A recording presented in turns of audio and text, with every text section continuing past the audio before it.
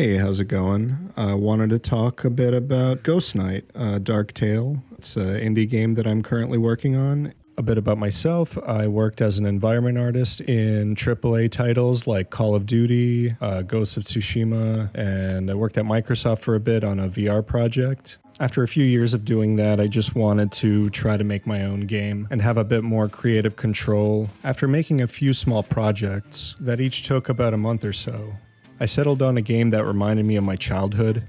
I kept seeing this image in my head of a ghost in a suit of armor that's throwing spectral daggers at monsters, in a style that's kind of Tim Burton meets World of Warcraft hand-painted textures. Early in the project, I got a bit of help with some concept work. Nick Southam, he's a really good artist. He worked on Darksiders. He worked at Wizards of the Coast. He helped me with the initial design of the main character. As I was an environment artist, I didn't really have much experience with character design at the time. And this other artist, Simon Kopp, he helped me out with art direction. Some of his projects include Ori and the Blind Forest and Spyro Reignited trilogy. He helped me out with the kind of initial style of the game, what it looks like, what kind of shape language I should be using. I had the main character, I had the art direction, and I was ready to go full production on this game.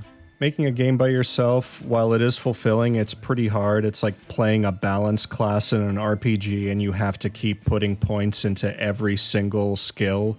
It took a while to get the hang of rigging, skinning, animation, Unreal's blueprint system, but I was pretty inspired by so many other people that have made games by themselves, and I was pretty determined to figure all the stuff out. It took a lot of practice and a lot of time, but I think ultimately it paid off. I released the original trailer in 2020, and it seemed like a lot of people kind of enjoyed it. I was actually going to take the trailer to GDC and see if I can make any connections with publishers, but then GDC was canceled, and then everything was canceled. And over time, I kind of got attached to the idea that I would maybe self-publish. So I've been working on it for the past 3 years, and I'm getting closer to finishing it. I am currently polishing up the demo that I'll be releasing soon. There are a few things that I need to figure out, like since I'm using Unreal Engine, and there have been a lot of problems with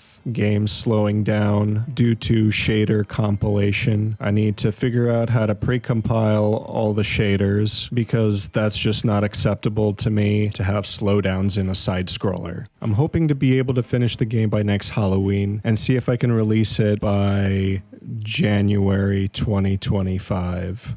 At least that's the goal. There's still a lot to do, and I want to make sure that when I release it that it's something that I am actually proud of. It feels like a long time, but it'll go by so quickly. Making this game by myself kind of feels like, you know those shots in movies where one person is in focus and they're just standing in the middle of a street while everyone around them is walking past them and they're blurry and they're going so fast? It kind of feels like that. I wouldn't say it has made the best contributions to my mental health, but finishing it is very important to me, and I want to be proud of it when it's released. I'm going to be doing a few more devlogs in the coming future, maybe one about mechanics. If there's anything you want me to talk about, please let me know. I'll see if I can answer your questions in the next video, assuming anyone watches any of these videos. Hi, no one. I don't really know how to end the